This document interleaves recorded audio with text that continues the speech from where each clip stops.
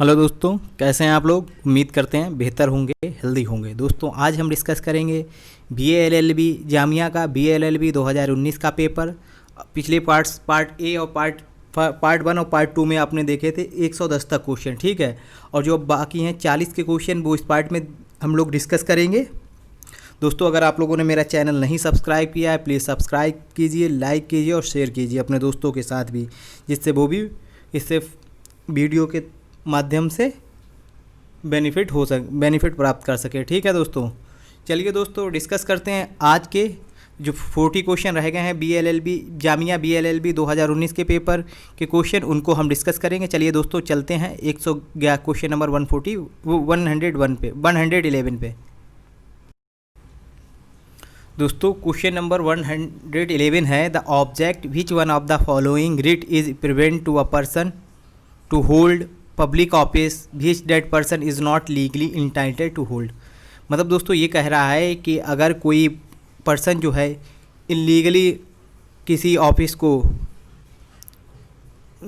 Office में job ले लेता है, ठीक, होल्ड कर रहा है, तो उसके लिए कौन सी रिट इशू की जाती है। दोस्तों अगर कोई बंदा जो है इलीगल तरीके से कोई ऑफिस होल्ड कर रहा है तो उसके लिए कौन सी रिट इशू की जाए कि भाई अपने जो ऑफिस जो आप होल्ड कर रहे हैं उसकी वैलिडिटी प्रूव करो, ठीक है दोस्तों। देखो मैंडेमेस जो होता है दोस्तों ना, ये इशू किया जाता है आपका पब्लिक ऑफिशियल को कि भाई तुम आपका अपनी ड्यूटी निभा रहे हो और नहीं निभा रहे हो। अगर नहीं निभा रहे हो तो निभाओ, ठीक है दोस्तों। अगर कोई पब्लिक ऑफिस में जाता है और उसका काम नहीं होता है, जैसे, ठीक है, अब जैसे आजकल एडमिशन के लिए जो है जो प्रॉब्लम आ रही है MU में, ठीक है, तो अगर आपके जो वहाँ पे बैठा होगा, जैसे AMU में जैसे फॉर्म है जो एडमिशन सेक्शन में जिसकी ड्यूटी होगी, अगर वो ड्यूटी अपनी निभा नहीं रहा, आप लोग कॉल कर रहे हैं, ठीक है, तो आप सुप्रीम कोर्ट जा सकते हो ठीक है, कि भाई ये अपनी ड्यूटी नहीं निभा रहा है, हमें इंक्वायरी नहीं दे रहा है कि किस तरीके से फॉर्म फिल करना है, किस तरीके से नहीं, अगर कोई टेक्निकल ग्लिच है तो उसे सॉल्व क्यों नहीं कर रहे हैं, ठीक है। तो सुप्रीम कोर्ट इशू करेगी, कहेगी कि भाई तुम अपनी ड्यूटी जो है फुलफिल करो, ठीक है, ड्यूटी निभाओ, ठीक है। उसके लिए बोलते हैं मैंडेमस, ठीक है। क्या मैंडेमस दोस्तों? को वारंटो जो है ना, कोई बंदा इलीगल ऑफिस होल्ड करता है ना, उसके लिए इशू की जाती है। फिर उससे पूछा जाता है कि भाई अपनी जो है कि भाई किस अथॉरिटी से तुम यहाँ पे बैठे हो, होल्ड ऑफिस कर रहे हो, ठीक है। फिर उसमें इंक्वायर होएगा to inquire into legality of the claim of a person to a public office, ठीक है, कि भाई लीगलिटी प्रूव करो कि भाई किस अथॉरिटी से आपने ये ऑफिस होल्ड किया है, ठीक है, उसकी वैलिडिटी प्रूव करो, वैलिड है या नहीं वैलिड है, ठीक है। और दोस्तों जो सैनिटरी होता है तो इसका आंसर 111 का हो जाएगा B, को वारंटो इशू की जाती है कोई पब्लिक ऑफिस कोई होल्ड करता है, ठीक है, उसकी लीगलिटी को चेक करने के लिए। और जो दोस्तों सैनिटरी जो है ना दोस्तों, ठीक है, ये इशू की जाती है कोई जो है जैसे लोअर कोर्ट या कोई ट्रिब्यूनल के खिलाफ, कि भाई अपना जो है ना एक्सेस जुरिडिक्शन में चले जाते हैं। जुरिडिक्शन दोस्तों बोलते हैं कि आपका दायरा क्या है, किस दायरे तक आप जजमेंट दे सकते हो, ठीक। अगर कोई अपने दायरे को क्रॉस करता है, ठीक है, लिमिट को क्रॉस करता है जजमेंट के रिगार्डिंग, ठीक है, क्योंकि सबसे ऊपर वाली अथॉरिटी कौन है? सुप्रीम कोर्ट है। तो सुप्रीम कोर्ट इशू करेगा, हायर कोर्ट इशू करेगा, या higher court Supreme Court issue करेगा, या हाई कोर्ट भी इशू कर सकता है नीचे वाले कोर्ट को कि भाई ये जुरिडिक्शन आपका नहीं, ये केस हमें ट्रांसफ़र कर दो, ठीक है, ये हमारे जुरिडिक्शन में आता है, ठीक है दोस्तों। तो उसके रिगार्डिंग ये इशू होती है सैनिटरी, या कोई किसी ने जैसे, ठीक है। और प्रोविज़न इशू की जाती है सिर्फ और सिर्फ किसमें, कि भाई कोई किसी के पास या जुरिडिक्शन नहीं है या लैक ऑफ जुरिडिक्शन है तो प्रोविज़न इशू की जाएगी, मना करना। प्रोविज़न मीन्स होता है मना करना, कि भाई ये आप जो है मत करो ऑफिस, ठीक है, प्रोविज़न। अब दोस्तों 112 का क्वेश्चन है। क्वेश्चन कह रहा है कि भाई 100 कॉन्स्टिट्यूशनल अमेंडमेंट किससे रिगार्डिंग था। जो कॉन्स्टिट्यूशनल अमेंडमेंट था, अमेंडमेंट एक्ट था 2015 वाला, वो किससे रिलेटेड है? ये transfer of certain territories by India to Bangladesh and transfer of certain territories from Bangladesh to India. दोस्तों इसका आंसर यही है कि भाई अमेंडमेंट एक्ट जो हुआ था हमारा कॉन्स्टिट्यूशनल अमेंडमेंट 2015 में, उसमें जो थी कुछ डिस्प्यूट टेरिटरी थी, ठीक है, इंडिया और बांग्लादेश के बीच में, ठीक है, उनको जो था एक्सचेंज किया गया था। कुछ जैसे इंडियन टेरिटरी में आ रही थी लेकिन वो बांग्लादेश का क्लेम था और बांग्लादेश के अंडर में उसमें थी, तो वो जो थी इंडिया को दे दी गई, और कुछ इंडियन टेरिटरी थी बांग्लादेश में, उनको जो है बांग्लादेश ने दे दिया, जैसे उसके बाउंड्री के अंदर आ रही थी कि जिससे सहूलियत हो जाए एडमिनिस्ट्रेशन में, ठीक है। तो उसको ये एक्सचेंज कर लिया गया था। ये था 7वां कॉन्स्टिट्यूशनल अमेंडमेंट। 100 कॉन्स्टिट्यूशनल अमेंडमेंट था। बांग्लादेश और इंडिया के बीच में टेरिटोरियल डिस्प्यूट था, उसको सॉल्व किया गया, ठीक है। दोनों तरफ से एक्सचेंज हुई थी, ठीक है। तो दोस्तों 112 का ए है आंसर। और दोस्तों अगर 112 का 100 कॉन्स्टिट्यूशनल अमेंडमेंट के बारे में पूछा गया है तो जाहिर सी बात 101, 102 और 103 के बारे में भी पूछा जा सकता है आपसे लोगों से, आपको ये पढ़ना है। तो दोस्तों 101 कॉन्स्टिट्यूशनल अमेंडमेंट पता किससे है?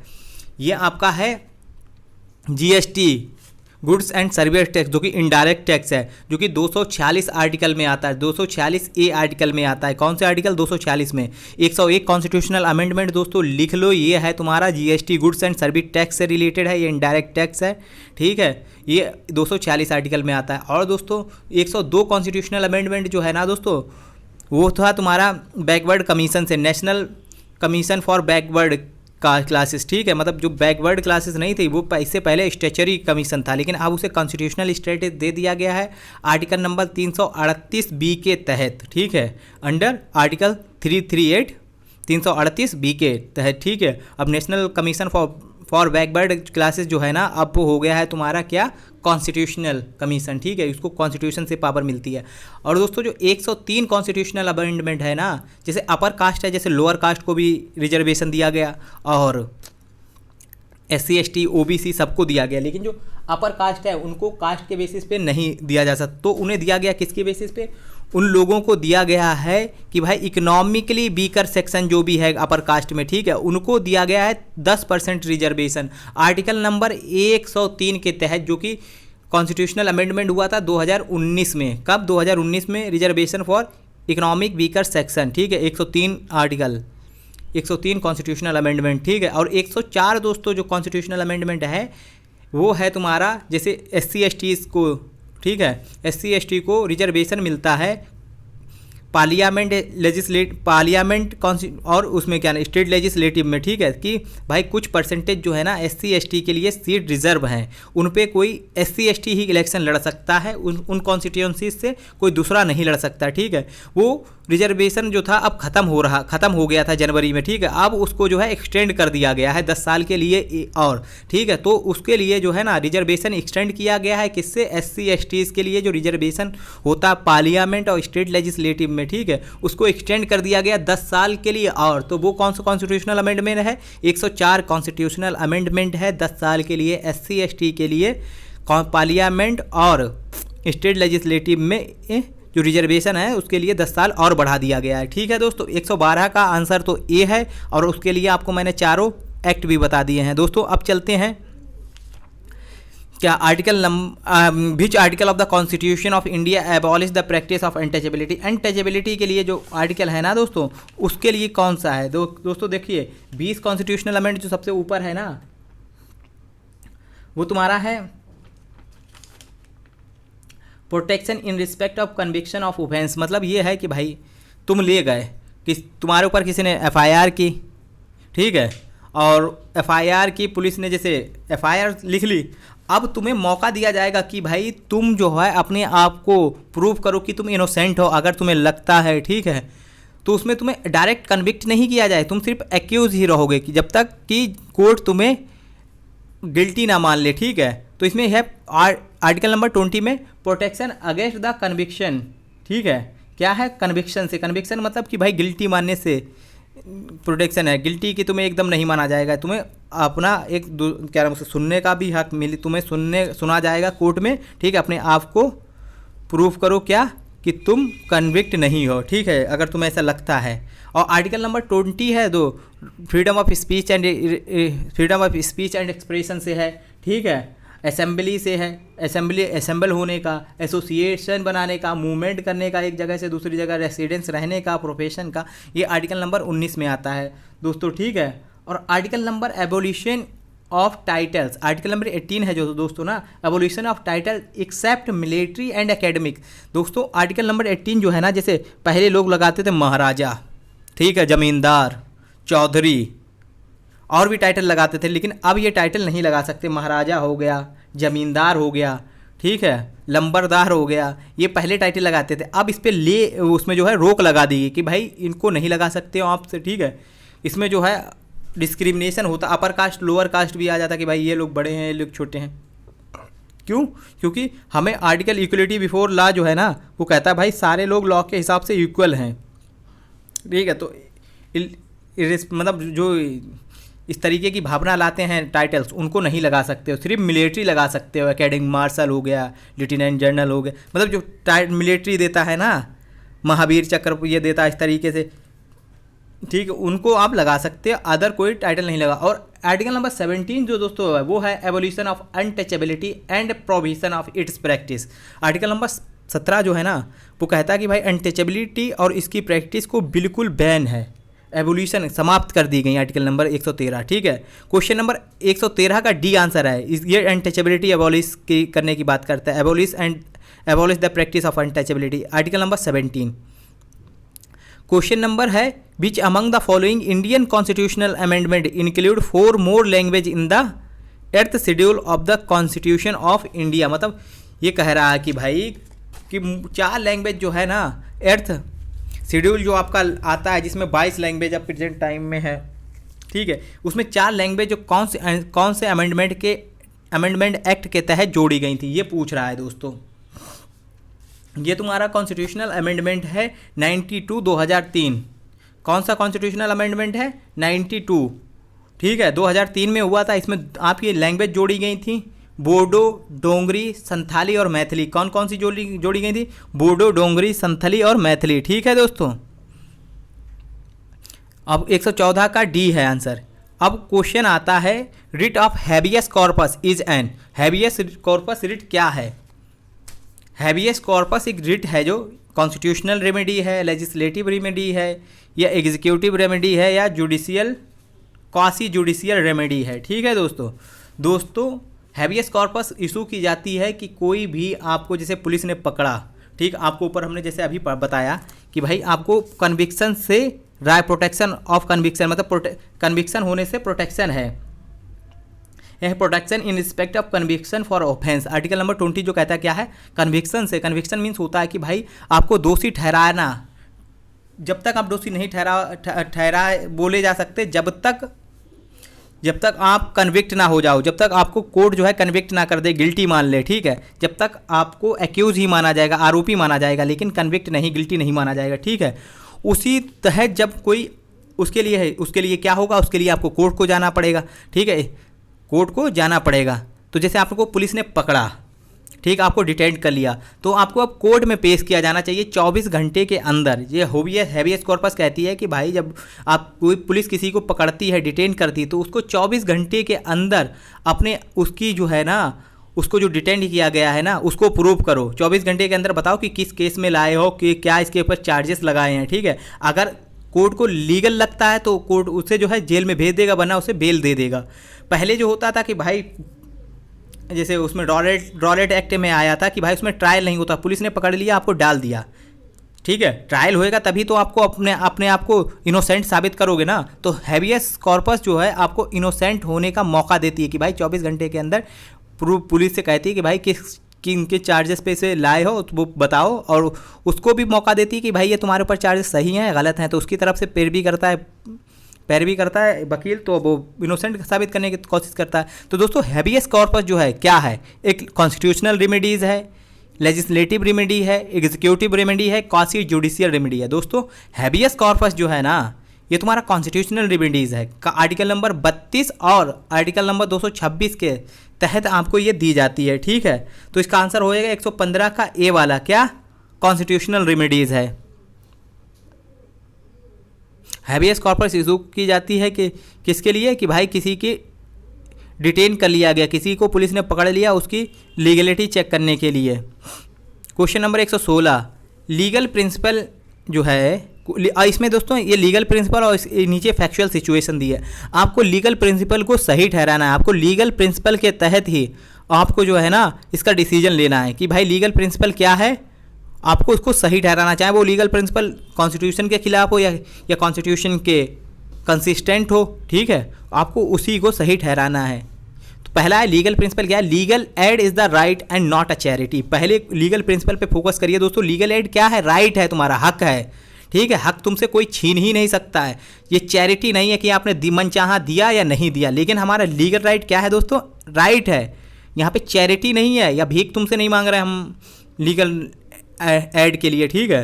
तो इसका मतलब राइट की मतलब, राइट का मतलब ये होता कि आपको किसी भी हालत में आपको ये राइट दिया जाएगा, ठीक है। तो नीचे फैक्चुअल सिचुएशन है, a person facing a criminal charges in criminal trial pleads that he is unable to engage a lawyer for a reason of poverty and he should be provided with a lawyer a state expense to defend him। मतलब ये कहता है कि भाई कोई गरीब आदमी है, उसके ऊपर क्रिमिनल चार्जेस लगे हैं, वो गरीबी के कारण किसी तरीके से लॉयर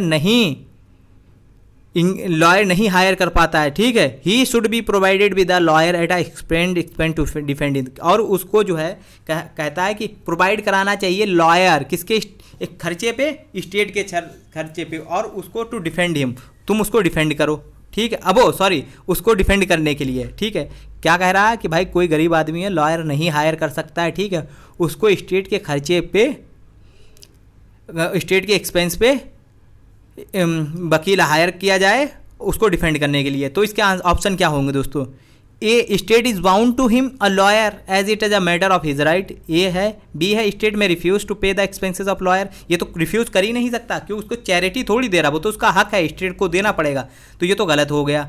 स्टेट में deny on the ground of non ability of lawyer और लैक ऑफ फाइनेंस, ये भी नहीं कर सकता कि भाई मेरे पास लॉयर नहीं है और फाइनेंस नहीं है, ये तो एक्सक्यूज होगा ही नहीं, क्योंकि राइट टू लाइफ में आता है कि भाई डिग्निटी फुल लाइफ, ठीक है। और आर्टिकल नंबर 39A में जो कहता है 39A में कि भाई free legal aid to the poor, ये भी तो गलत है, ठीक है। फिनांस के बेसिस पे आप नहीं मना कर सकते। स्टेट में provide him with a lawyer on the condition that he will return to the government the fee payable to the lawyer within the reasonable period, कि भाई हम तुम्हें लॉयर हायर करके दे रहे हैं, जब तुम्हारे पास पैसे हो जाएं, तुम ये पैसे हो नहीं जाएं, जब तुम इस कंडीशन पे पैसे जो इसके वापस करोगे, ये भी नहीं। तो इसका स्टेट का आंसर है 116 का ए, क्योंकि legal aid is a right and not a charity, ठीक है। तो आपको देना ही पड़ेगा। स्टेट बाउंड है कि भाई उसको लॉयर प्रोवाइड किया जाए। State bound to provide him a lawyer with lawyer as it is a matter of his right, ठीक है। तो 116 का ए आंसर है, 116 का A answer, A for apple वाला। 117 क्वेश्चन पे चलते हैं दोस्तों। Legal principle an essential condition in a contract, legal condition an essential condition of a contract for the sale of good is that, the seller has title over the goods and sold, over the goods sold. मतलब ये कह रहा है कि भाई पहली condition ये है कि भाई कोई आदमी किसी को कुछ सामान बेचता है तो उसके ऊपर क्या होना चाहिए? उसका टाइटल होना चाहिए, उसकी वो होना चाहिए। टाइटल मतलब क्या होना? Seller has title over the goods sold, मतलब जो सेलर गुड्स बेच रहा है ना, उसके ऊपर टाइटल होना चाहिए। ये नहीं कि किसी को तुम्हारे पास, तुमने हमें अपना पेन दिया और हमने उसे बेच दिया, वो इलीगल हो जाए, क्योंकि उसके ऊपर मेरा टाइटल नहीं है। आपने हमें बुक दी और वो हमने बेच दी, ठीक है, उसके ऊपर किसका टाइटल है? वो आपका टाइटल है, ठीक है। तो वो ये गलत हो जाएगा, ठीक है। ये कह रहा है कि भाई टाइटल जो बेच रहा है ना, उसका टाइटल होना चाहिए। तो इसके सिचुएशन क्या है, ये तो आपको समझ में आ गया कि भाई कोई भी आप बेच रहा है वो उस पर हक आपका होना चाहिए, वो आपसे बिलोंग करना चाहिए, आपकी होना चाहिए। ये नहीं कि किसी की आप साइकिल लेके गए मांग के और बेच दी जाके, उसके ऊपर आपका टाइटल नहीं, आप नहीं बेच सकते हो, इलीगल है दोस्तों, ठीक है। तो फिर फैक्चुअल सिचुएशन क्या है दोस्तों? Ravi pays Rs 2000 and buys a watch, Ravi pays Rs 2000 and buys a watch from Mohan. ये कह रहा है कि रवि ने 2000 दिए और मोहन से एक घड़ी जो थी खरीद ली। Who runs a watch showroom and repair shop, और मोहन जो क्या करता है, एक शोरूम चलाता है घड़ी का, और वहाँ पे रिपेयर भी शॉप, वो रिपेयर भी घड़ी का करता है। Jignesh see the watch with the Ravi and tells him that it is his watch and only given to Mohan for repairs. If what Jignesh says it is true, मतलब क्या कहेगा जिग्नेश? मतलब कि भाई रवि ने जो घड़ी खरीदी थी मोहन से, ठीक है, वो जिग्नेश की घड़ी है। जब जिग्नेश ने देखा रवि के हाथ में बंधी हुई कि भाई ये तो मेरी घड़ी है, और वो हमने मोहन को दी थी रिपेयर करने के लिए, ठीक है।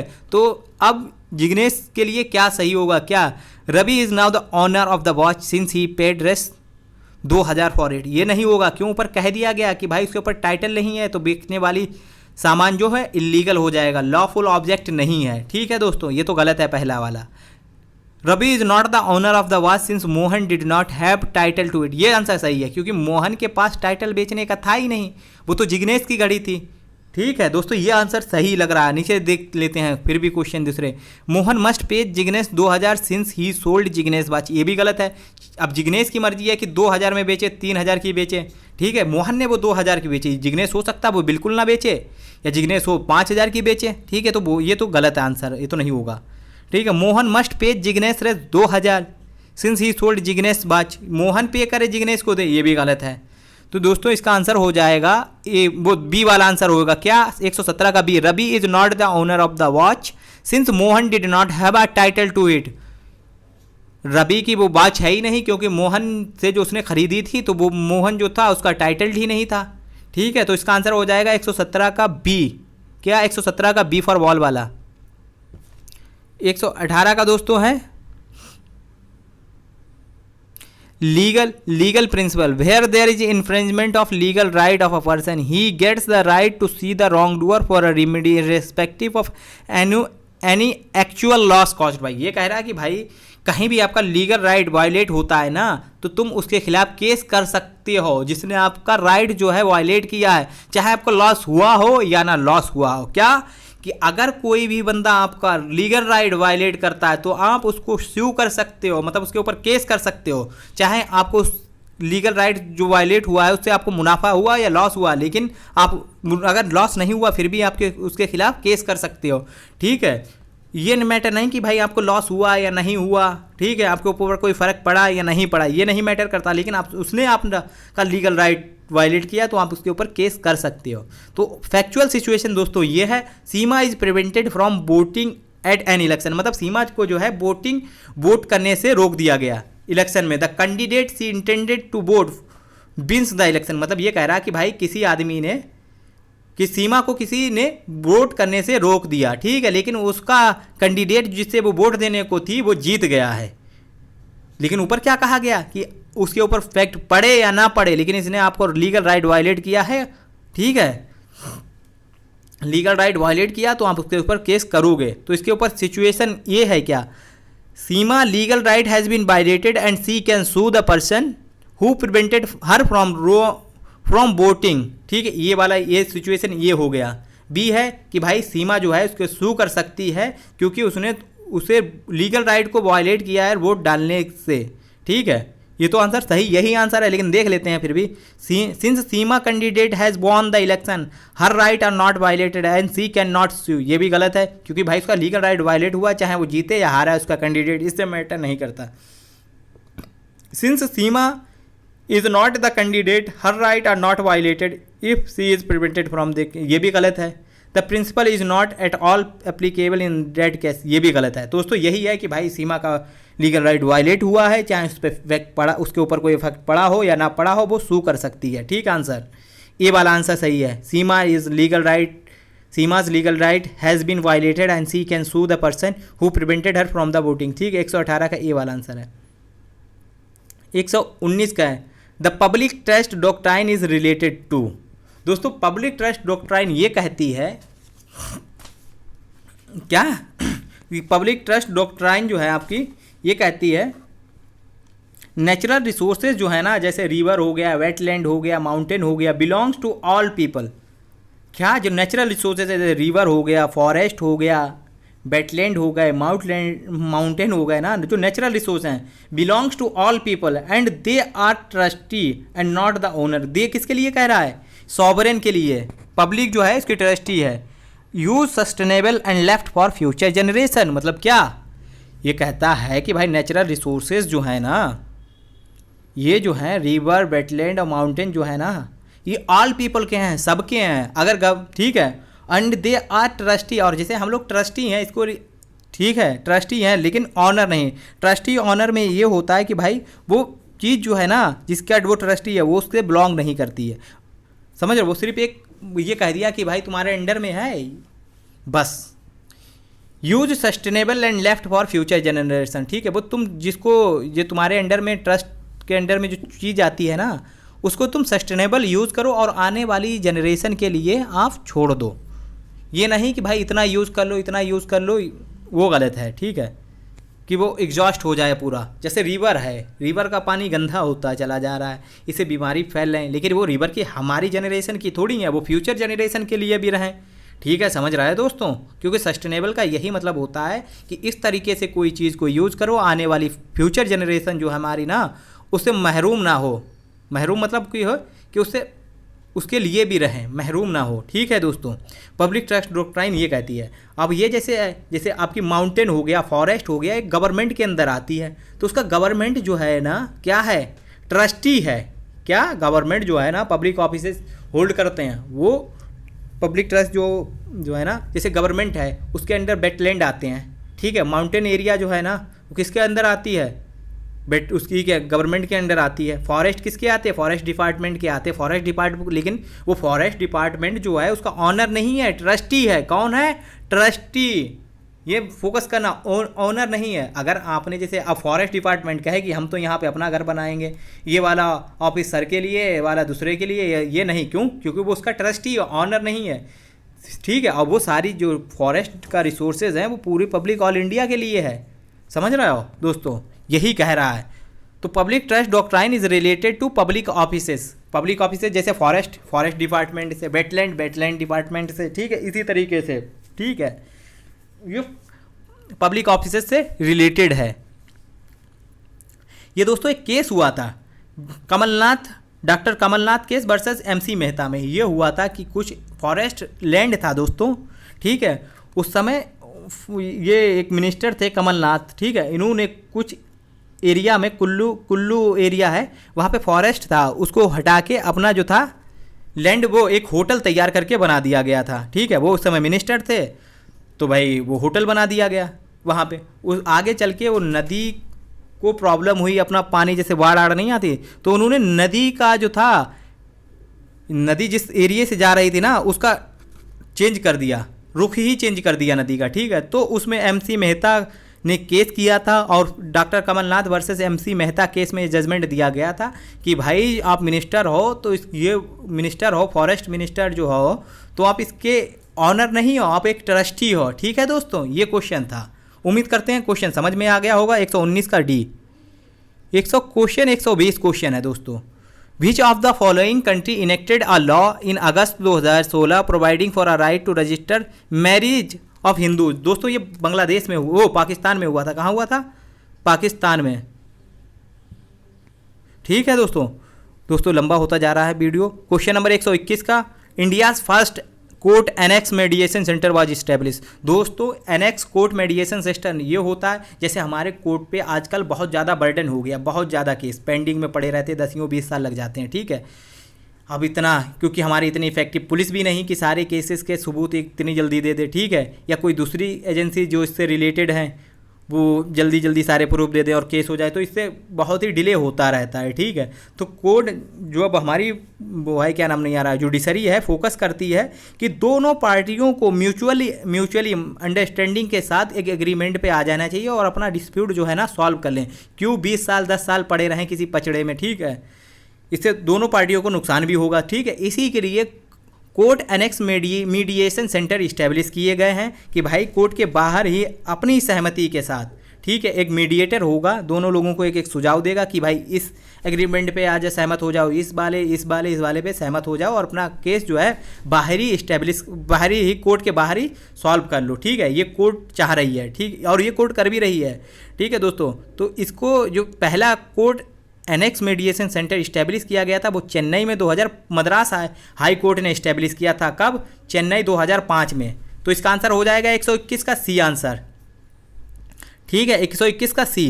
122 sex determination test have been banned under. मतलब सेक्स डिटर्मिनेशन की मतलब आपकी बीबी है कोई, ठीक, XYZ, या किसी की भी बीबी है, तो बीबी है, उसका पति भी होगा, तो वो अगर जैसे नहीं चाहते हैं कि भाई हम अपना बच्चा देख लें, कि अगर वो क्या नाम बेटा चाहते हैं या बेटी चाहते हैं, तो उन्होंने देख लिया कि भाई ये तो तो उनकी बीबी प्रेग्नेंट है, तो अगर वो अल्ट्रासाउंड कराएंगे तो उसमें पता चल जाता है फीटस की क्या है, फीटस का जो वो होता है ना, तो उसमें पता चल जाता है कि भाई सेक्स क्या है उस बच्चे का, मेल है फीमेल है। तो बहुत से लोग लड़कियां नहीं चाहते हैं तो वो ऑपरेशन करा देते थे, लेकिन 1996 में शायद ये एक्ट आया था।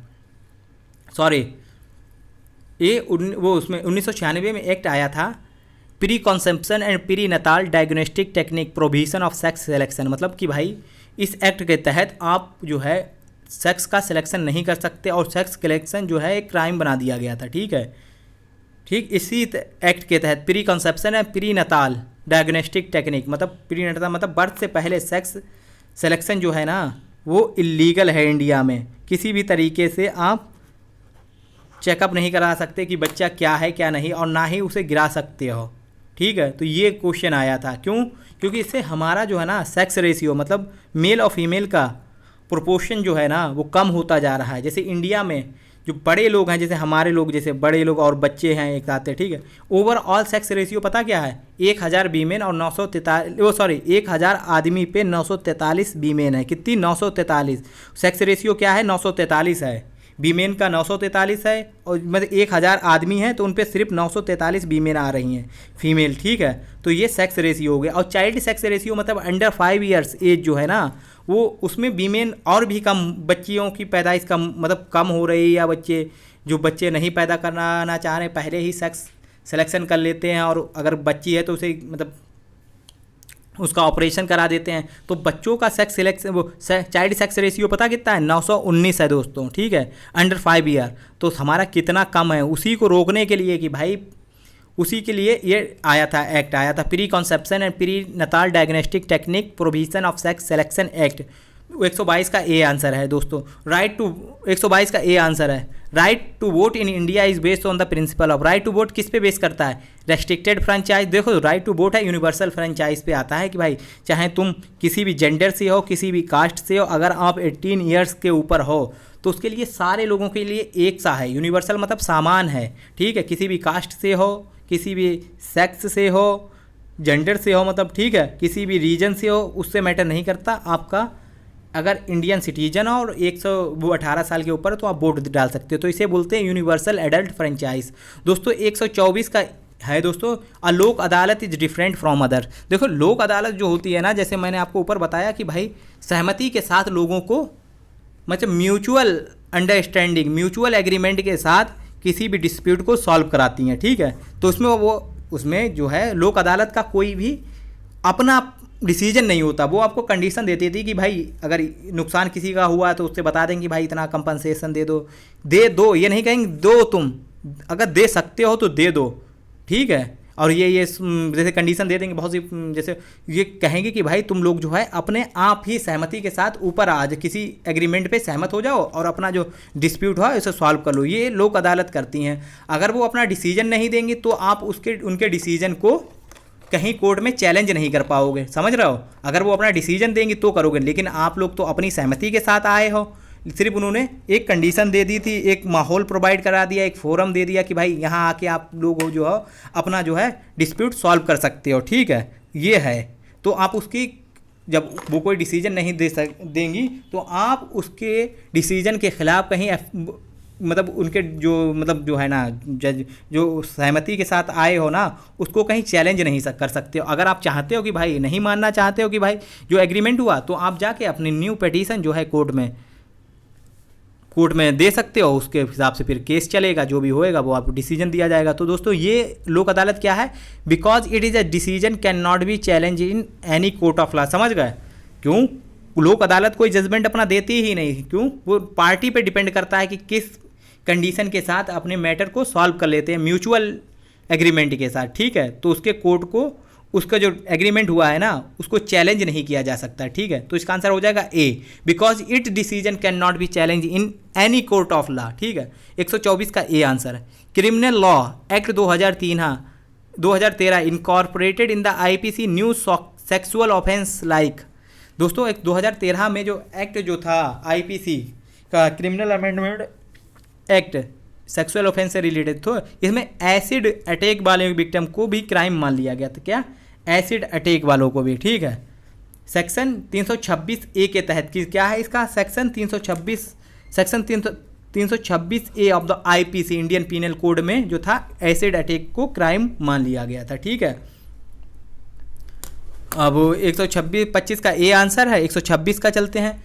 आ right available against the world at large, कि मतलब आपके पास कोई ऐसा राइट है जो पूरे वर्ल्ड के खिलाफ हो, मतलब अगर पूरे वर्ल्ड के खिलाफ वो वर्ल्ड के मतलब राइट का वर्ल्ड पूरे वर्ल्ड एट लार्ज के लिए हो, ठीक है। जैसे राइट इन परसोना, ये जो राइट है person against an other person, मतलब कोई जैसे ये राइट इन परसोना जो है ना, one person against the another person, एक आदमी दूसरे आदमी के खिलाफ अपना राइट को ये ले सकता है, ये तो नहीं है। राइट इन रेम, ये जो है available against the world at large, ठीक है, क्या है, राइट इन रेम जो है available against the world at large, और राइट इन परसोना एक पर्सन दूसरे पर्सन के खिलाफ है, ठीक है, और right in personam world at large के खिलाफ है, ठीक है दोस्तों। Right in situ, in situ means local area या ओरिजिन, ठीक है। राइट इन सीटू कहाँ है, एक लोकल एरिया, इन सीटू मीन्स होता है लोकल एरिया जहाँ पे आप रहते हैं, ठीक है, उसके लिए, या जहाँ ओरिजिन हुई है उसके खिलाफ राइट, ठीक है। तो इसका समझ गए होंगे, right against world at large है राइट इन रेम।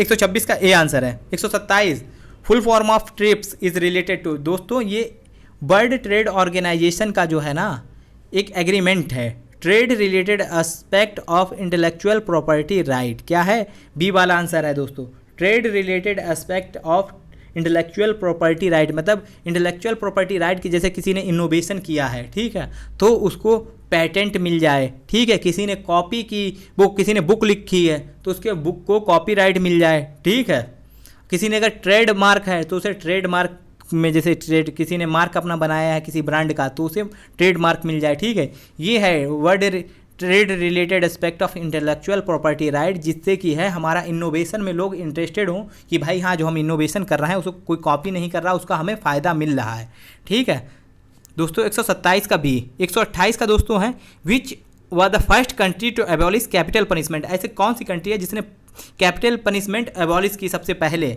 इन चारों में से, ये था दोस्तों वेनेजुला, 1863 में ही उसने कैपिटल पनिशमेंट को ख़त्म कर दिया। 128 का डी। 129 का दोस्तों है एलएलबी की फुल फॉर्म क्या है, लेगम बैकालॉरेस, लेगम बैकालॉरेस इसका स्टैंड है। 129 का सी आंसर है दोस्तों। Right to information act is constitutional right, statutory right, fundamental right. दोस्तों राइट टू इन्फॉर्मेशन एक्ट 2005 में जो आया था ये फंडामेंटल राइट दे दिया गया आर्टिकल नंबर 19 सब क्लॉज 1 के तहत, ठीक है। Right to freedom of speech and expression, ठीक है, राइट टू इन्फॉर्मेशन भी इसी आर्टिकल के तहत दे दिया गया है। 130 का बी कॉन्स्टिट्यूट फंडामेंटल राइट। 130 का सी आंसर है दोस्तों, फंडामेंटल राइट क्या है 130 का सी। और दोस्तों इन्फॉर्मेशन एक्ट को अमेंड किया गया है, अब उसकी जो चीफ इन्फॉर्मेशन कमिश्नर है ना उसकी पावर को ही कम कर दिया गया है, उस मतलब अब उसके जो पहले जो था कि भाई उसके जो अलाउंस मिलते थे ना वो इंडिपेंडेंट होना चाहिए, ऑटोनोमी होना चाहिए, चीफ इन्फॉर्मेशन कमीशन ऑटोनोमस होना चाहिए, जिससे कि वो अपना इंडिपेंडेंटली फंक्शन कर सके और किसी भी गवर्नमेंट के अंदर ना आ सके। लेकिन अब उसके टेन्योर को भी 5 से 3 साल कर दिया गया है, क्या उसके टेन्योर को भी कम कर दिया गया। अब उसके जो अलाउंसेस जो हैं सैलरीज जो है ना वो सेंट्रल गवर्नमेंट जो है ना सेंट्रल गवर्नमेंट डिसाइड करेगी, तो इससे जो है ये बी एक कमीशन बन जाएगा, चीफ इन्फॉर्मेशन कमीशन होगा, ठीक है दोस्तों। अब ये क्वेश्चन में बताइए कि भाई प्रेजेंट टाइम में चीफ इन्फॉर्मेशन कमीशन कौन है हमारे, कौन है चीफ इन्फॉर्मेशन कमीशन। जो अभी अमेंडमेंट हुआ है वो बताइए कौन सा अमेंडमेंट हो, 2005 एक्ट, ये तो अब बताइए कि भाई 2005 राइट टू इन्फॉर्मेशन एक्ट 2005 को अमेंडमेंट किया गया है, ठीक है। ये कब किया गया ये बताइए, 2019 में किया गया, 2020 में किया गया, ठीक है। और ये बताइए कि चीफ इन्फॉर्मेशन कमीशन कौन है इस प्रेजेंट टाइम में हमारा। दोस्तों व्हाट इज़ प्ली बार्गेनिंग, दोस्तों प्ली बार्गेनिंग क्या होता है ये पूछा गया है। दोस्तों प्ली बार्गेनिंग ये होता है कि जैसे आपसे कोई गलती हो गई, जैसे आपने कोई गलती हो गई, जैसे उसमें केस चल रहा है, आप चाहते हो कि भाई जल्दी जो है ना हमें इससे सॉल्यूशन मिल जाए, ठीक है, ये जल्दी केस डिसाइड हो जाए, तो आप अपने आप को ही मान लेते कि भाई ये गिल्टी हमसे हुई है, आपको अपने कोर्ट के सामने गिल्टी मान लेते हैं और गिल्टी उस कोर्ट जो है ना तुम्हें कुछ कंसेशन दे देता है, समझ रहे हो, ये कोर्ट पे डिपेंड करता है कि कितना कंसेशन दे दे, ठीक है। आपने कोई जैसे कोई गलती की, आपने उसे मान लिया कि ये गलती है, हम गिल्टी हैं इसके लिए, लेकिन हमने ये गिल्टी मानी है तो आप हमें थोड़ा बहुत कंसेशन दे दीजिए, इसी को बोलते हैं प्ली बार्गेनिंग। बार्गेनिंग करने कि हमने मान लिया, आप हमें कोर्ट का टाइम बच जाएगा और आपको कुछ लेसर पनिशमेंट कम हो जाएगी, इसी का है ये दोस्तों। तबलीगी जमात वाला केस नहीं हुआ था तबलीगी जमात के लोग आए थे और वो कोरोना से रिलेटेड दिल्ली में, ठीक है, उसमें भी प्ली बार्गेनिंग हुई है कि कुछ लोगों ने अपने आप ही मान लिया कि हाँ हमसे गलती हुई है, तो कोर्ट ने उन्हें जो है ना शायद बाइज्जत बरी कर दिया या थोड़े कुछ कम पनिशमेंट करके या फाइन लगा के छोड़ दिया है, ठीक है। उसी को बोलते हैं प्ली बार्गेनिंग। ये है procedure by which defendant plead guilty in exchange of a lesser punishment. ये वाला आंसर ही है ऊपर कि भाई गिल्टी हमने मान ली तो आप हमें एक्सचेंज में थोड़ी कम पनिशमेंट कर दो, ठीक है। तो इसके 131 का ए। 132 क्वेश्चन है दोस्तों, बीच ऑफ द फॉलोइंग स्टैच्यूज, मतलब कौन सा एक्ट जो है अमेंड किया गया जिसमें इक्वल राइट दिया गया है, किसको, लड़कियों को भी। दोस्तों इसका ऑप्शन है ए मैरिज एक्ट, दूसरा Hindu adoption and maintenance act, Hindu succession act या ट्रांसफर ऑफ प्रॉपर्टी एक्ट। दोस्तों ये हुआ है हिंदू सक्सेशन एक्ट। कौन सा, हिंदू सक्सेशन एक्ट, ठीक है। हिंदू सक्सेशन एक्ट 2005 के तहत जो है ना लड़कियों और लड़कों को बराबर राइट दिया जाता है, लड़की और लड़कियों को बराबर हक दिया जाता है, ठीक है दोस्तों।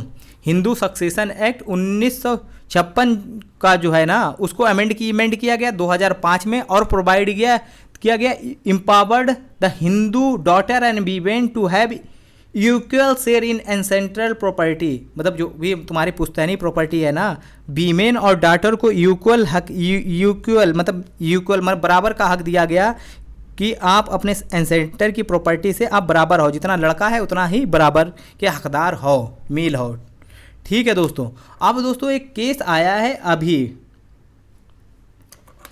क्या है ये, हाँ अरुणाचलम एक कोई ग्रुप है उसमें भी ये कहा गया रेट्रोस्पेक्टिव लॉ से, मतलब रेट्रोस्पेक्टिव मतलब है कि भाई ये नहीं देखा जाए कि 2005 में अमेंडमेंट किया गया, अगर कोई 2006 में बच्ची पैदा हुई, 1999 में बच्ची पैदा हुई, क्या उसको ये राइट दिया जाएगा या नहीं दिया जाएगा। तो कोर्ट ने अभी जल्दी कहा अरुणाचलम केस में, ठीक है, कोई एक वेदांता ग्रुप करके है, आप देख लेना, तो उसमें ये कहा गया कि रेट्रोस्पेक्टिवली ये एक्ट जो है लागू होता है। रेट्रोस्पेक्टिवली मतलब पीछे से, अगर कोई बच्चा या पिता है ये नहीं देखा जाएगा कि ये पिता कब मरे और कब जिंदा रहे और ये बच्ची कब पैदा की गई। क्या 2005 के बाद ही लोगों को, 2005 के बाद पैदा होने वाली बच्चियों को ही इक्वल बराबर का हक है या पहले से जो बच्ची पैदा हुई। तो कोर्ट ने कहा है ये नहीं कि 2005 के बाद पैदा होने वाली बच्चियों को ही इक्वल राइट दिया जाएगा, ये पहले से ही, मतलब जो 1990 में जो पैदा हुई हैं या 1980 में, उनको भी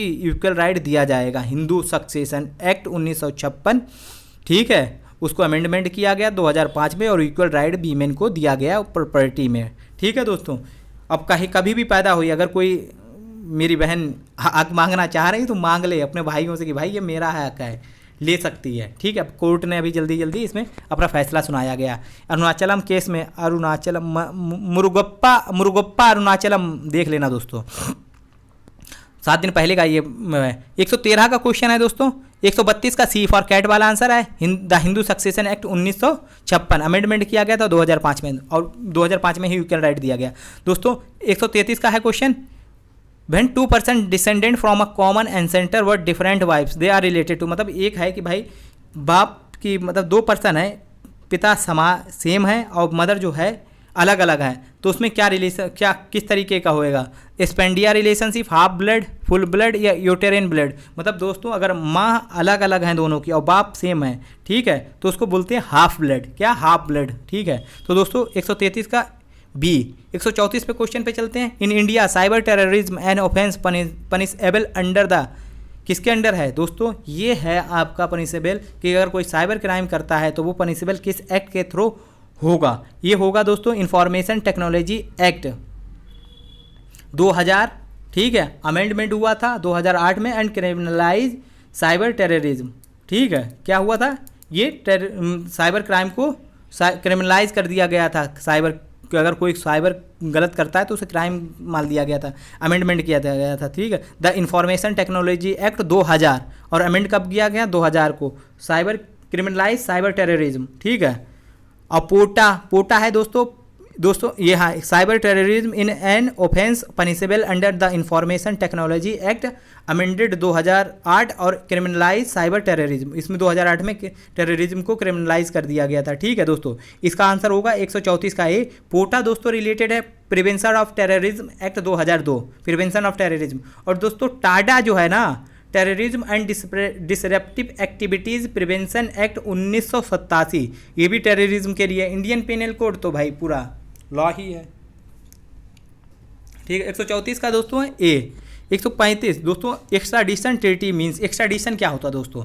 दोस्तों ये होता है एक्स्ट्राडिशन, जैसे हम हैं सुहेल खान जैसे इंडिया में रहते हैं, ठीक है, हमने यहाँ पे कोई गलत काम किया, जैसे क्राइम किया या कोई हमने लोन लिया और जो हम भाग गए, तो हमें बोल दिया, अगर हमने 50 करोड़ से ऊपर का केस है ना, तो उसमें 50 लाख या 50 करोड़ का है, तो हमें फ्यूगिटिव ऑफेंडर बोला जाएगा। फ्यूगिटिव मतलब भगौड़ा साबित कर दिया जाएगा। ठीक है, और हम अमेरिका चले गए, वहाँ रहने लगे जाके, या हमने कोई यहाँ क्राइम किया इंडिया में या अमेरिका या किसी देश में चले गए, और फिर इंडिया की जो एक एग्रीमेंट साइन होता है दोस्तों, इंडिया किसी भी देश के साथ वो बायलैटरल होता है कि मतलब दो कंट्री वो जो है ना एग्रीमेंट साइन कर सकती है। जैसे और हम इंडिया ने साइन किया क्या, अमेरिका के साथ एक्स्ट्राडिशन ट्रीटी साइन कर रखी है पहले, और हम अमेरिका चले गए, तो क्या होगा दोस्तों, वहाँ पे जो है ना एक्स्ट्राडिशन ट्रीटी पहले से ही साइन होगी, तो वहाँ के लोग हमें पकड़ के इंडिया के हवाले कर देंगे। ठीक है, तो इसी को बोलते हैं एक्स्ट्राडिशन। एक्स्ट्राडिशन मतलब होता है कि कोई क्रिमिनल जो है दूसरे देश को भाग जाता है और उसको लाने के लिए बोलते हैं एक्स्ट्राडिट करना, एक्स्ट्राडिशन। ठीक है, वो क्राइम जो कि जैसे अभी तुम्हारा मेहुल चौकसी, ठीक है, नीरव मोदी, ये लोग कहाँ ब्रिटेन में चले गए और दूसरा अफ्रीकन कंट्री में गया है। अब इंडिया ने उनसे ट्रीटी साइन करेगी एक्स्ट्राडिशन, और वो अब इंडिया में लाए जाएंगे। ठीक है, जैसे विजय माल्या गया, अगर इंडिया ने ब्रिटेन से ट्रीटी साइन है एक्स्ट्राडिशन ट्रीटी, तो उन्हें एक्स्ट्राडिट कर दिया जाएगा इंडिया में। इंडिया मतलब भेज दिया जाएगा, क्रिमिनल के लिए एक्स्ट्राडिट बोलते हैं। ठीक है, तो दोस्तों तो इसका आंसर हो जाएगा 135 का। एक्स्ट्राडिशन मतलब समझ गए, 2 countries will deport criminals on reciprocal basis to each other, कि मतलब अगर इंडिया में कोई अमेरिका का भाग के आ गया और ठीक है, और इंडिया से उसने ट्रीटी साइन कर रखी है, तो वो अब इंडिया वाले अमेरिका के जो अब सिटीजन होगा तो उसे एक्स्ट्राडिट कर देंगे, मतलब उसे जो है वापस अमेरिका दे देंगे, अमेरिका के पुलिस को, जुडिशरी को। ठीक है दोस्तों, तो आंसर हो जाएगा C, 2 countries will deport criminal in on reciprocal basis to each other. 135 का सी आंसर। अब क्वेश्चन है 136 का आंसर। 136 का क्वेश्चन है, Sheela and adult married women agreed to live and in adultery with Ramesh and also agreed to serve as his house keeper. In return Ramesh and adult agreed to pay Sheela रेस 10,000 per month for living and adultery and 10,000 per month house keeping. मतलब ये है कि कोई औरत है, ठीक है, शीला नाम की, वो रमेश के साथ रमेश के घर में हाउस कीपिंग का काम करता है। उसके लिए रमेश जो है उसे 10,000 रुपये देता है, और रमेश उस शीला ने एक एग्रीमेंट साइन किया कि एडल्ट्री में हम तुम्हारे साथ रहेंगे, तुम हमें 10,000 रुपये और देना। एडल्ट्री मतलब होता है कि मतलब इसका मतलब है कि शीला का एक और हस्बैंड है, मतलब एक और हस्बैंड नहीं, मतलब एक शीला का हस्बैंड भी है, और इधर जो है वो एडल्ट्री में रह रही, मतलब कि एक्स्ट्रा मैरिटल, मतलब मैरिज होने के बावजूद सेक्सुअल रिलेशन किसी से कायम करना। ठीक है, तो उसका बोलते हैं एडल्ट्री। ठीक है, अब इसने रमेश के साथ भी सेक्सुअल रिलेशन इस्टेब्लिश कर लिए हैं, उसके लिए इसने एक एग्रीमेंट साइन किया है, तो वो एक्ट क्या होगा दोस्तों? Valid as the parties are adult and hand capable of contracting. तो वो वैलिड तो होगा, क्यों? क्योंकि अब 497A को जो एडल्ट्री जो है ना लीगल करार दे दी गई इंडिया में। क्या एडल्ट्री जो है लीगल है दोस्तों। ठीक है, तो वैलिड तो होगा, क्योंकि ऑब्जेक्ट जो है ना लॉफुल ऑब्जेक्ट है, तो वैलिड तो होगा। दूसरा क्वेश्चन देखें, वॉइडेबल नहीं होगा क्योंकि ऑब्जेक्ट जो है ना लॉफुल है। कंटिजेंट एज शीला में और may not perform the agreement, ये तो नहीं होगा। और question D, unlawful as being oppose to public policy. दोस्तों ये पब्लिक पॉलिसी के खिलाफ भी तो है, अनलॉफुल है, अनलॉफुल तो नहीं as being oppose to public policy, क्योंकि भाई अब ये लीगल दे दिया, तो हमारे हिसाब से तो ए आंसर होगा, और हो सकता है डी भी आंसर हो। दोस्तों ये आप कमेंट में बताइए दोस्तों, हम भी कंफ्यूज हैं क्योंकि हम भी लॉ स्टूडेंट नहीं हैं, हम कोशिश करते हैं कि आपको समझाया जाए जितना हमें आता है। ठीक है दोस्तों, आप कमेंट में बताइएगा दोस्तों, प्लीज़ जिसको भी पता हो, प्लीज़ मेरी रिक्वेस्ट है आप लोगों से, अगर नहीं पता है तो आप कमेंट में डिस्कस करो, शायद किसी को पता हो वो बता दें आपको। 136 का दोस्तों हो सकता है वैलिड तो है मेरे लिहाज से, क्योंकि एडल्ट्री जो है लीगल करार दे दी गई, तो इसका आंसर मेरे लिहाज से ए आंसर होगा। Question number 137, which of the following act invite torts liability and is not saved by doctrine of volenti non fit injuria. Volenti non fit injuria ये होता है कि वॉलेंट्री जो है ना, जैसे आप कोई रिंग में जाते हैं तो आप वॉलेंट्री कहते हैं कि अगर मुझे कोई चोट लगती है तो उसके लिए कोई रिस्पॉन्सिबल नहीं होगा। रिंग में उतर जाते हैं बॉक्सिंग के, अगर उसमें चोट जाहिर सी बात लग सकती है तो आप वॉलेंट्री गए हो कि भाई रिंग में अगर चोट लगती है तो उसके जिम्मेदार कोई नहीं होगा, ठीक है।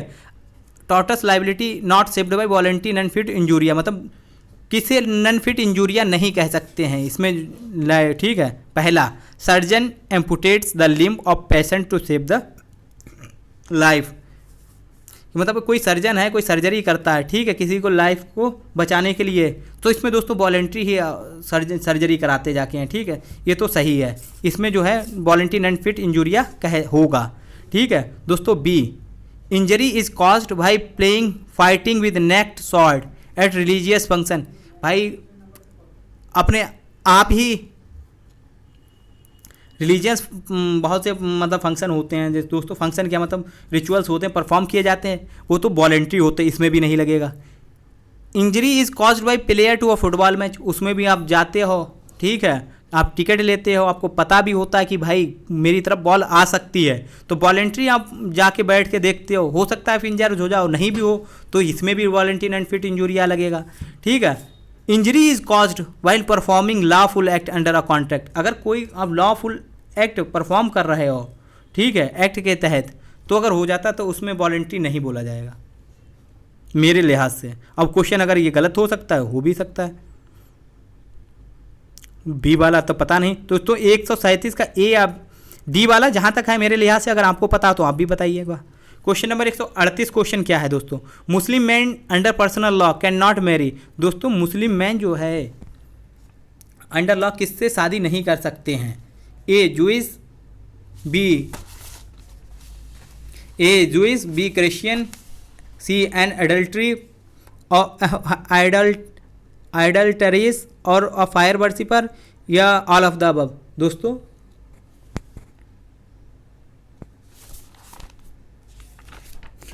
आइडल्टी क्या मतलब, जूइस मुस्लिम मैन जो है ना, शादी सिर्फ दो किताबिया कॉन्सेप्ट है, किताबिया मतलब जो किताब से जिनकी सेम किताबें, जैसे जूइस जो हैं, जूइस यहूदी लोग जो बोले जाते हैं जूइस लोग, ठीक है, इज़राइल में जो हैं वो इब्राहिम ने मानते हैं, क्या मूसा अलैहि सलाम को, ठीक है, वो भी मैसेंजर माने जाते हैं, अल्लाह के जो हैं मैसेंजर माने जाते हैं गॉड के, ठीक है। और जो ईसा अलैहि सलाम वो भी मैसेंजर माने जाते हैं, क्योंकि वो मैसेंजर उन्होंने अल्लाह का पैगाम बनाया, ठीक है। तो इसमें एक कॉन्सेप्ट होता है, Muslim man are permitted to marry किताबिया मीनिंग होता मेंबर ऑफ क्रिश्चियन एंड और जूइश रिलीजन, इन दोनों से कर सकते हैं। लेकिन आइडल्टी जो मतलब बुद्ध आइडियल वर्शिप जो करते हैं, जैसे फायर वर्शिप करते हैं, उनसे शादी नहीं हो सकती। शादी किससे हो सकती है, जूइश और क्रिश्चियन से हो सकती है। मुस्लिम मैन शादी कर सकता है, ठीक है, क्यों, क्योंकि वो भी एक खुदा के मानने वाले, इनका कॉन्सेप्ट भाई पता नहीं, लेकिन हाँ ये है कि सिर्फ दो से कर सकते हैं, जूइश और क्रिश्चियन से शादी कर सकते हैं, ठीक है। 138 का सी वाल वो ए और बी, हाँ जूइश और क्रिश्चियन से कर सकते हैं, तो किससे नहीं कर सकते, आइडल वर्शिप जो वर्शिपर आइडल वर्शिप करते हैं, मतलब ठीक है, मूर्ति पूजा और फायर वर्शिप जो करते हैं, उनसे शादी नहीं हो सकती, जूइश और क्रिश्चियन से हो सकती है। तो इसका आंसर हो जाएगा सी वाला आंसर। ग्राम न्यायालय एक्ट 2008 रिफर्स टू, मतलब ग्राम न्यायालय एक्ट जो था 2008 का, इसका मेन मकसद था कि भाई डोर स्टेप, मतलब उनके दरवाजे तक जस्टिस पहुंचना चाहिए। ये ना हो कि भाई किसी गरीब होने की वजह से किसी को जस्टिस नहीं मिला, तो ठीक है, तो मतलब इसका मकसद था कि भाई ज़्यादा से ज़्यादा लोगों को जस्टिस मिले, legal aid, free legal add मिले लो दोस्तों, ठीक है। तो इसका 139 का आंसर था A, access to justice to citizens at door step, मतलब उनके दरवाजे तक, मतलब गरीब लोगों के घर तक। ये ना हो कि गरीबी की वजह से या दूर कितना पड़ता है, पैसा नहीं है, जा नहीं सकते केस पे, ठीक है, तो डोर स्टेप पर मतलब ग्राम न्यायालय एक्ट बनाया गया कि भाई अपना मैटर जो है सॉल्व कर लो। ये भी मेडिएशन कॉन्सिलिएशन सेंटर हैं कि भाई अपने आप म्यूचुअल अंडरस्टैंडिंग के साथ सॉल्व करो मैटर, ठीक है। 139 का आंसर है ए वाला। 140 है dissolution of marriage act 1939 provide ground of dissolution of marriages. मतलब क्या है कि मतलब कोई किसी दो आदमी मतलब हस्बैंड और वाइफ की शादी होती है, वो शादी डिसोल्यूशन कब गलत मानी जा सकती है? क्यों? अब माँ बाप चाहेंगे अलग हो जाओ तो नहीं, अब दोनों अगर स्पाउसेस मतलब हस्बैंड और वाइफ चाहते हैं तो जो है ना उसे डाइवोर्स ले सकते हैं, या अपने किसी जो है मुबारत कह सकते हैं और डाइवोर्स दे सकता है हस्बैंड। मुबारत मतलब दोनों एक दूसरे को, और एक खुला होता है वो वाइफ अपने आप वो से ले मुबारत मतलब होता दोस्तों कि हस्बैंड और वाइफ दोनों चाह रहे हैं कि हम जो है एक दूसरे से अलग हो जाएं, ठीक है। और एक खुला होता कि हस्बैंड चाह रही है, वो वाइफ चाह रही है कि हम हस्बैंड से हो जाएं तो वो खुला करेगी। अगर हस्बैंड चाह रहा है कि हम अपनी बीवी से अलग हों तो वो उसे बोलते हैं डाइवोर्स, ठीक है। तो इसमें सारे में केसेस में क्या हुआ, हस्बैंड वाइफ ही आए, तो इसका मतलब क्या है, spouses, only mail only female नहीं, दोनों ही हुए, या मुस्लिम पेरेंट्स का कोई है ही कुछ नहीं, ठीक है। तो इसका है 140 का ए। 141 का है दोस्तों, Delhi high court decision in Naz foundation case decriminalize same gender consensual sex is regarding which section of Indian penal code. दोस्तों इंडियन पीनल कोड के सेक्शन 377 में होमोसेक्सुअल को जो है ना, होमोसेक्सुअलिटी अगर कंसेंसुअल मतलब कंसेंट पे हो रहा है, अगर माइनर नहीं हो तो ये लीगल है दोस्तों। 377 का सी। 144 का doctrine of rule of law. Rule of law का मतलब होता है दोस्तों कि none above the rule of law, equal सारे जो हैं रूल के, लॉ में, लॉ की आंखों में सारे लोग बराबर हैं, कोई भी रूल लॉ से ऊपर नहीं है, ठीक है। तो इसका ऑप्शन हो जाएगा इक्वलिटी बिफोर लॉ, ठीक है। इक्वल है बिफोर लॉ के सामने सारे लोग बराबर हैं, ठीक है। तो इसका आंसर हो जाएगा 142 का ए। 143 इन टॉट द रेमेडी इज। देखो अगर कॉन्ट्रैक्ट होता है ना दोस्तों तो उसमें पता होता कि कितना लॉस हुआ कितना लॉस नहीं हुआ, क्योंकि लिखा होता कि भाई 10 रुपये का ये कॉन्ट्रैक्ट हुआ, 20 रुपये का, ये सारी चीज़ें कॉन्ट्रैक्ट में लिखी होती हैं, ठीक है।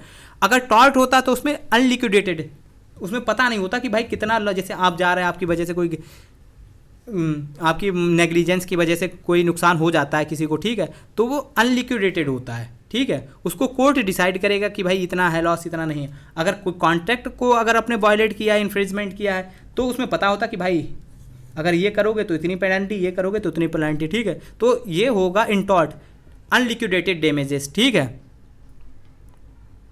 अनलिक्विडेटेड डैमेजेस, ठीक है। और उसमें जो है कॉन्ट्रैक्ट में लिक्विडेटेड डैमेजेस पता होता कि भाई 10 रुपये का पेन है, अगर आपने इसे तोड़ा तो इतने, या कि भाई ये कॉन्ट्रैक्ट भाई एक कंपनी बना रहे हैं, अगर आपने छोड़ा तो इतना पेनल्टी लगेगी, ये तो उसमें लिक्विडेटेड डैमेज आ जाता है। कॉन्ट्रैक्ट में लिक्विडेटेड डैमेज, टॉर्ट में अनलिक्विडेटेड डैमेज, ठीक है। 143 का बी। अनलिक्विडेटेड डैमेज का मतलब होता है कि फिक्स पता नहीं है कितना नुकसान हुआ कितना नुकसान नहीं होगा, ठीक है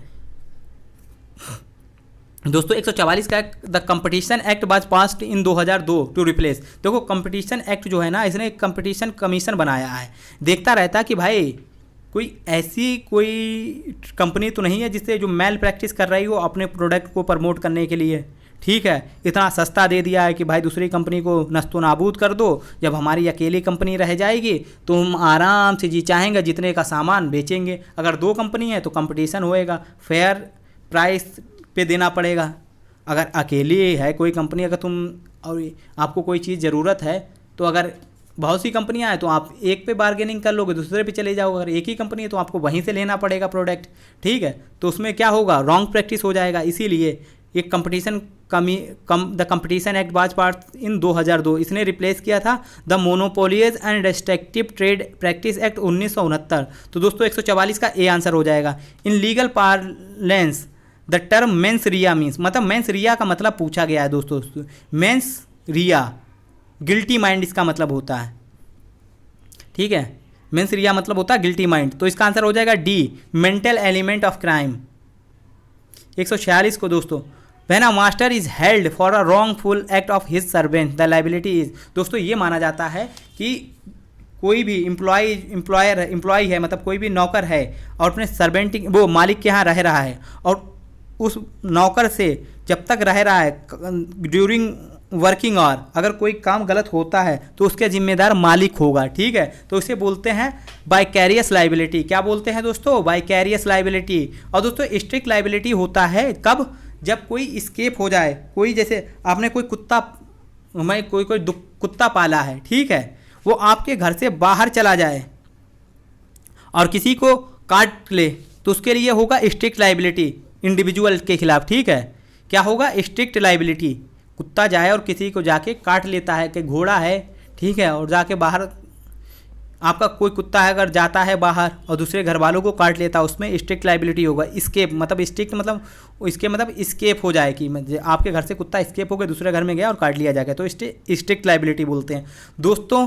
और एब्सोल्यूट लाइबिलिटी बोलते हैं, जैसे बाइजेक केमिकल प्लांट जो है ना विशाखापट्टनम में, वहाँ से जो है एक वो लीक हुई, क्या गैस लीक हुई, जिससे बहुत ही प्रॉब्लम हो गई, बहुत लोग बीमार भी हुए हैं, तो उसमें एब्सोल्यूट लाइबिलिटी हुई। क्यों? वो कंपनी के खिलाफ वही चीज़ें जो स्केप हुई ना, गैस स्केप हो गई, फैक्ट्री के बाहर आ गई और लोगों से उसे बहुत प्रॉब्लम हुई, स्ट्रेन गैस, ठीक है, तो उससे जो है उसमें एब्सोल्यूट लाइबिलिटी दी है नेशनल ग्रीन ट्रिब्यूनल ने। एनजीटी दोस्तों बताओ, एनजीटी कब इस्टेब्लिश हुआ था? नेशनल ग्रीन ट्रिब्यूनल जो है कब बनाया गया था? 146 का ए वाइकेरियस लाइबिलिटी। अगर 147 का 2 person irrespective of religion can solemnize marriage commonly known as, मतलब दो बंदे हैं, लड़का और लड़की, अगर अदर एक दूसरे के रिलीजन जो है मुख्तलिफ है, मतलब अलग अलग है, तो वो किस एक्ट के तहत शादी कर पाएंगे, ये पूछा गया है। जैसे एक का हिंदू है, एक का मुस्लिम या क्रिश्चियन या जूइस है, अलग अलग दोनों के रिलीजन है, अगर वो शादी करना चाहते हैं तो किस एक्ट के तहत शादी करेंगे? दोस्तों वो शादी करेंगे स्पेशल मैरिज एक्ट 1954 के खिलाफ। वही बोलते हैं, चलो दोस्तों कोर्ट मैरिज कर लेते हैं, ठीक है दोस्तों, कोर्ट मैरिज में शादी होती है स्पेशल मैरिज एक्ट 1954 के तहत, ठीक है, 1954, ठीक है दोस्तों। 147 का बी। 148 फुल ब्लड, दोस्तों बताया था कि भाई बाप सेम है और माँ जो है अलग अलग हैं दोनों, तो उसमें हाफ ब्लड होएगा। और जब बाप सेम है माता भी सेम है तो उसे बोलेंगे फुल ब्लड, ठीक है दोस्तों। इसका आंसर हो जाएगा when 2 person are descendants from a common ancestor by same wife, common पिता और कॉमन माँ, फुल ब्लड, ए वाला आंसर। दोस्तों 149 का the Hindu succession act 2005 brought which of the following change in the Hindu. तो 2005 में हिंदू सक्सेशन एक्ट जो था 1956, उसमें अमेंडमेंट करके वीमेन को इक्वल राइट दे दिया गया था, ठीक है, property right to women and daughter. A 149 का A. In which of the following case supreme court held that incorporation of national anthem in the film Kabhi Khushi Kabhi Gham is unprecedented. ये दोस्तों था union of India versus Shyam Narayan Chouksey versus union of India. 150 का A answer है दोस्तों। अगर आपने इससे पहले 2 वीडियो हमने बनाए हैं 2019 के लिए, ठीक है, अगर उनको नहीं देखा तो आप उनको सर्च करके देखिए जाके। अगर आपने मेरा चैनल नहीं सब्सक्राइब किया, सब्सक्राइब कीजिए। अगर आपको PDF मटेरियल चाहिए इनका, तो आप नीचे दिए लिंक पे जो है चैनल दिए हैं उन पे जाके क्लिक कीजिए और मटेरियल डाउनलोड कीजिए। चलिए दोस्तों, जय हिंद।